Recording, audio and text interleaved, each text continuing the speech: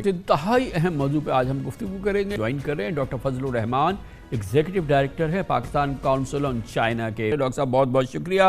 आपके इल्म में होगी ये बात कि पाकिस्तान अब किसी भी सूरत जो उसको वाजिबुल अदायगियाँ हैं चीन की, ज़ाहिर है कि बहुत अफसोस की बात है कि हम वो करने की पोजीशन में नहीं है। हम इन IPPs के हवाले से ख़ास तौर पे जो हमने फिक्स्ड एक बहुत ही हाई रेटेड 17% का इंटरेस्ट देना है या प्रॉफिट देने हैं, वो हम नहीं दे सकते। हम ये कैपेसिटी पेमेंट्स हम बर्दाश्त ही नहीं कर सकते। जो चाहे आके चेक कर ले, पाकिस्तान की ये सख्त नहीं है। हम अब ऐसी जगह पे खड़े हैं कि हम कुछ नहीं कर सकते। जी, ऐसी सूरत हाल में तो जो है वो negotiation is the best solution. हमें इनके साथ जो है वो चीनी हकाम के साथ जो है वो मिलकर बैठकर ये चीजें जो हैं वो एक्सप्लेन करनी चाहिए। और दूसरी ये कि यहाँ पे एक ये भी इंप्रेशन है कि पाकिस्तान की जो मौजूदा इकोनॉमिक सूरत हाल है और जो IPPs के जो इश्यूज हैं, इसके अंदर IMF का भी जो है वो बहुत ज्यादा अमल दखल है टैरिफ्स को कंट्रोल करने में और टैरिफ्स को जो है वो ऊपर लेके जाने में, जिसकी वजह से जो है वो अवाम के ऊपर जो इनडायरेक्ट बोझ पड़ रहा है, उसकी वजह से जो एक अनरेस्ट की सिचुएशन क्रिएट हुई है, वो भी चीनियों के लिए जो है एक फिक्रमंदी की जो है वो वजह बनी हुई है।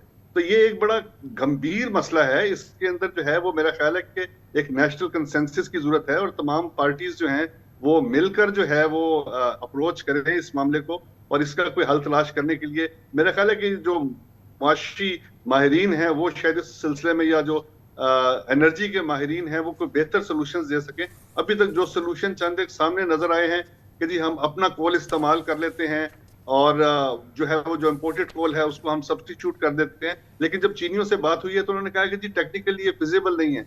जो हमारे कोल की क्वालिटी है वो तकरीबन 2.5% जो है वो ज्यादा इस्तेमाल होगा, उसकी ट्रांसपोर्टेशन की कॉस्ट और दीगर जो मामलात हैं वो इनको फिजिबल जो है वो दिखाई नहीं दे रहे हैं। मगर ये फरमाइए कि चीन में इस बात की आगाही है ना कि हम बहरहाल हमारी जो माशी सूरत हाल है, हम IMF डिपेंडेंट हैं, उसमें हमें और कहीं से मदद नहीं है सिवाय IMF के।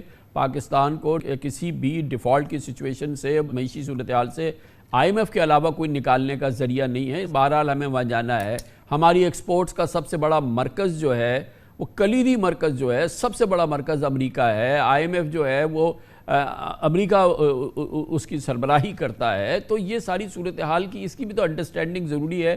जी नहीं, ऐसा तो चीनी भी हरगिज नहीं चाहते हैं, क्योंकि एक टाइम था आज से एक दहाई पहले तक जबकि चीन जो है वो बाकायदा सपोर्ट करता था इस बात की कि पाकिस्तान को वेस्ट से ताल्लुकात अच्छे रखने चाहिए और पाकिस्तान की इकोनॉमिक डेवलपमेंट के लिए जो है वो बड़ा क्रूशल समझता था जो वेस्टर्न कनेक्शंस हैं, एंगेजमेंट है पाकिस्तान की। लेकिन अभी सूरत हाल ये है कि वो हर चीज के अंदर जो है क्लैरिटी मांग रहे हैं और वो क्लैरिटी जो है वो हम अपने जो ड्यूअल स्टैंडर्ड्स हमने अपनाए हुए हैं अपनी बहुत सी पॉलिसियों में, वो उनको जो है वो क्लियर नहीं हो रहे।